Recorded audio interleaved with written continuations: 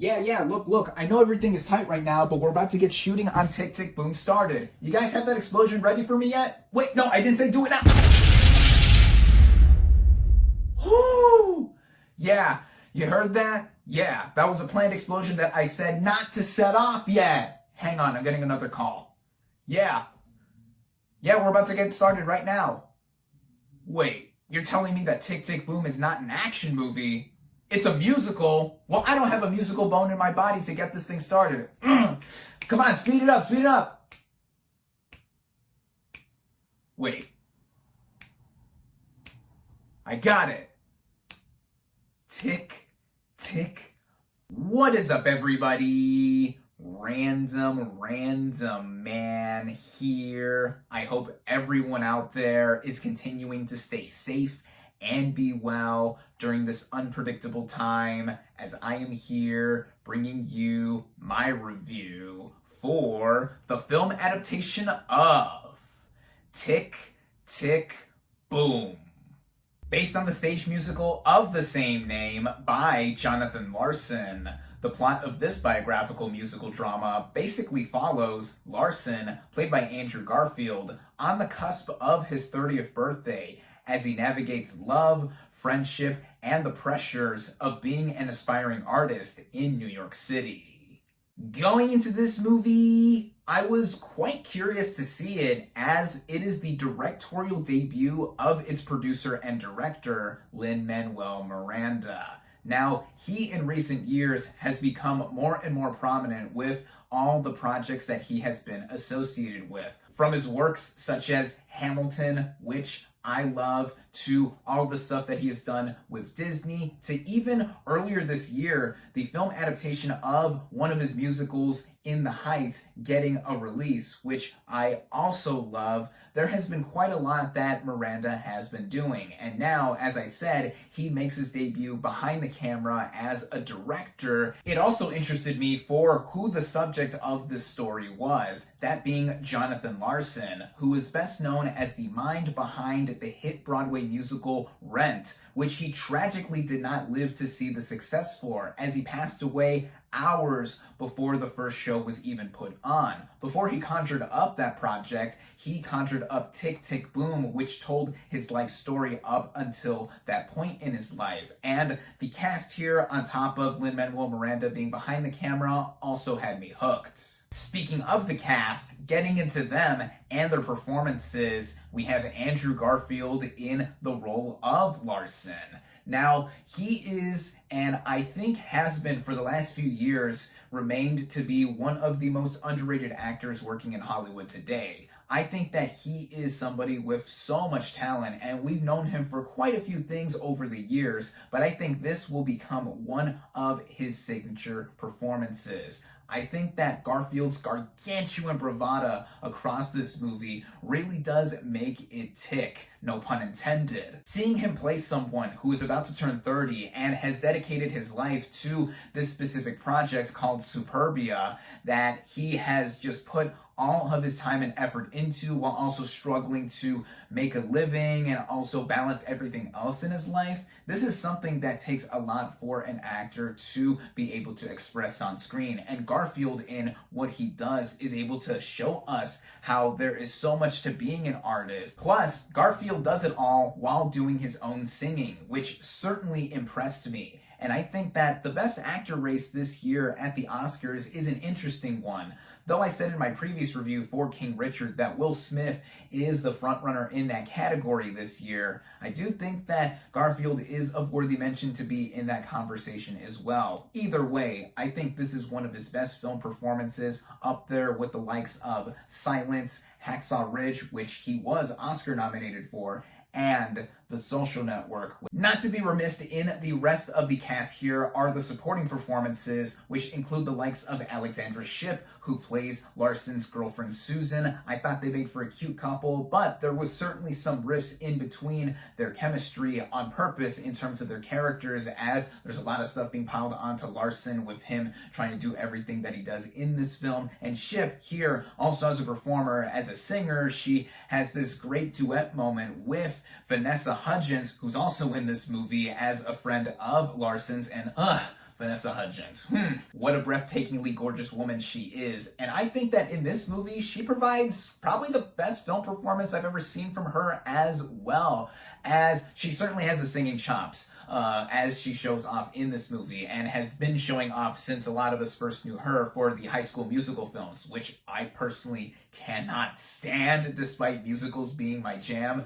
I was only watching those movies anyway for her beautiful self. So yeah, but either way, Hudgens here, yeah, she knocks it out of the park with her performance. Joshua Henry plays another friend of Larson's, and he has a great singing voice too. He utilizes it well here. And the final member of the cast I want to give a shout out to is Robin Dejesus as Michael, Larson's longtime friend and soon-to-be ex-roommate, who has a lot of prominence in this movie as well. He has his own arc here that's very much connected to Larson's, but we also get to see a side of his character that makes a lot of what Larson's motivation here tick. Again, no pun intended, and I think he deserves some consideration for awards as well in Best Supporting Actor. These are show-stopping performances in my opinion, and of course the big standout here is Andrew Garfield as Jonathan Larson, and the writing of this film by Stephen Levinson again adapts this stage musical to film by Larson himself. And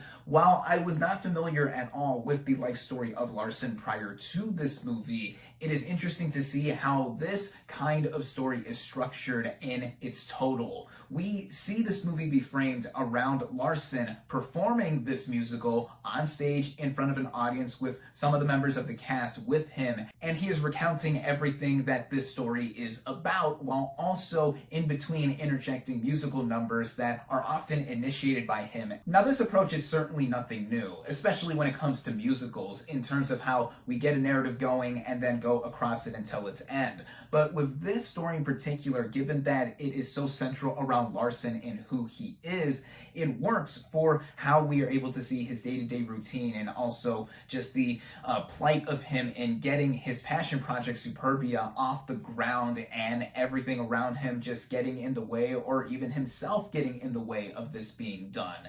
And this also goes into the directing by Lin-Manuel Miranda, and I think that it is quite a fitting project for him to be able to do his first movie for behind the camera. Miranda has a knack for putting us in the perspective of Larson. Also, given that I assume that he in real life was probably in a similar situation to Larson in making up ideas for musicals, making a name for himself, that kind of thing. And with it, I think it makes for a dutiful directorial debut from him. And given that this is a musical, those are certainly his jam, and we see how this is the kind of production that is more smaller scale. I mean, compared to the film adaptation of Miranda's In the Heights from earlier this year, this is something that is much more intimate and sensible than that kind of production. And of course, I do appreciate a grand scale production like In the Heights has put on, but there is an appeal with something like what Tick Tick Boom does here, to where we get more into the thematic elements of it, and it also being a mostly one-man show from Garfield, in him literally carrying this entire movie. Getting into the technical elements, given that this is a musical, the music here is all from the mind of Larson himself. And like I've said, with how Garfield performs here, the rest of the cast and ensemble as well, it's all executed with numbers such as the very first one about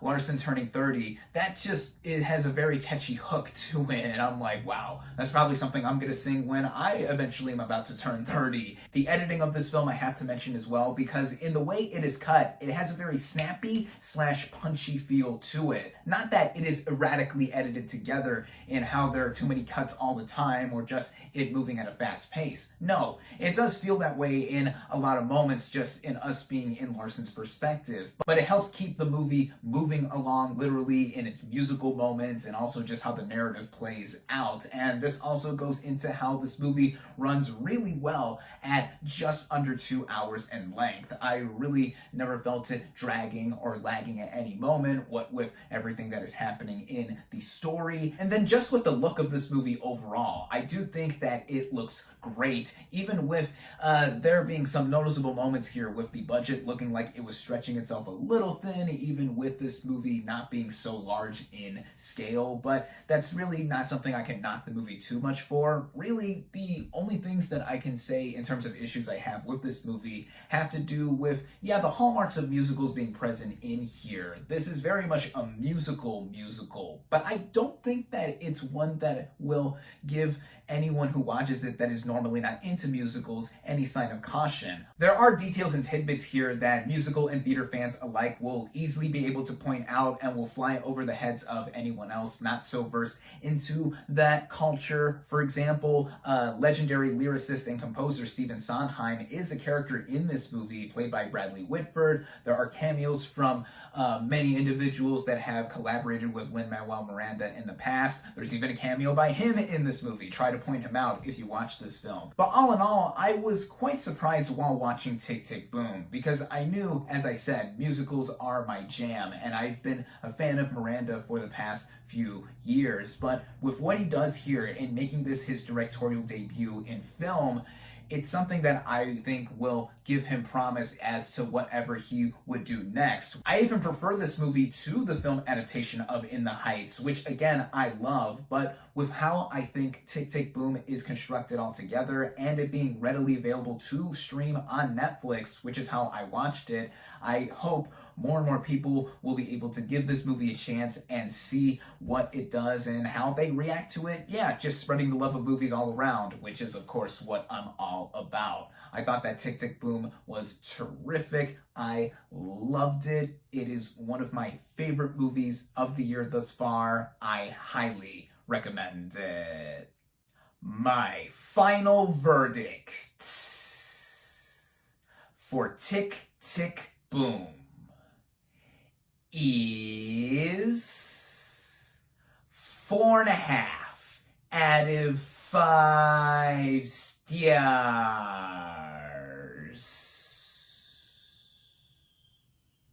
Thank you all, as always, for watching. Be sure to like this video, comment on what you thought of Tick, Tick, Boom. Social media links in the description. Subscribe to my channel for more, and I'll catch you on the next movie review.